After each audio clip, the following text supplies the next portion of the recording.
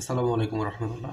আজ দেখাবো কিভাবে কফি, সুগার এবং কফি মেড দিয়ে একটি স্পেশাল ক্যাপাচিনো কীভাবে তৈরি করা হয়। তো প্রথমে আমি এখানে পরিমাণ মতো কফি এবং সামান্য একটু চিনি নিয়ে নিলাম। এখন আমি এখানে পরিমাণ মতো পানি নেব, সেটা হচ্ছে যে 10 থেকে 12 ড্রপ, তার থেকে বেশি নয়।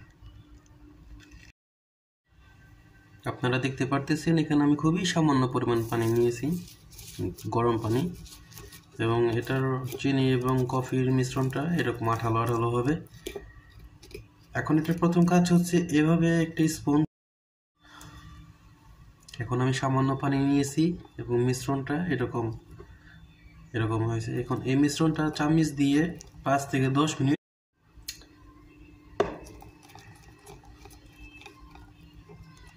এখন এই ব্ল্যাক কালার কফিটা আস্তে আস্তে এরকম করে ফিটার কারণে সুন্দর একটা ক্রিমি কালার ফোমে পরিণত হবে, যেটা কিনা একটা পারফেক্ট ক্যাপাচিনোর প্রধান উপকরণ। সেটা আমি আপনাদের দেখাবো। দেখেন 2 মিনিট ফিটার পর কালারটা কি সুন্দর, কফি কালার থেকে একটু হোয়াইট একটু ক্রিমি কালার হয়ে আসছে। এটা হচ্ছে আরও হোয়াইট ফোমি একটা কালার হবে, সেটাও আমি আপনাদেরকে দেখাবো। এখন আমি এখানে পরিমাণ মতো কফি মেড দিয়ে নিব।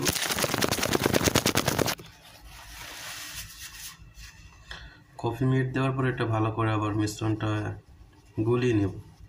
একটু সামান্য পরিমাণ গরম পানি দেওয়ার প্রয়োজনীয়তা হতে পারে, তো সামান্য পরিমাণ দিবেন যেন এটা পানি পানি না হয়ে যায়। দেখুন আমি সামান্য একটু পানি নিয়েছি, এটা এখনো পেস্টের মতোই আছে। এটা একটু এরকম ফিটে নেব, তারপর আমি একটু মাইক্রোওভেনে এটা 30 সেকেন্ডের জন্য একটু গরম করব।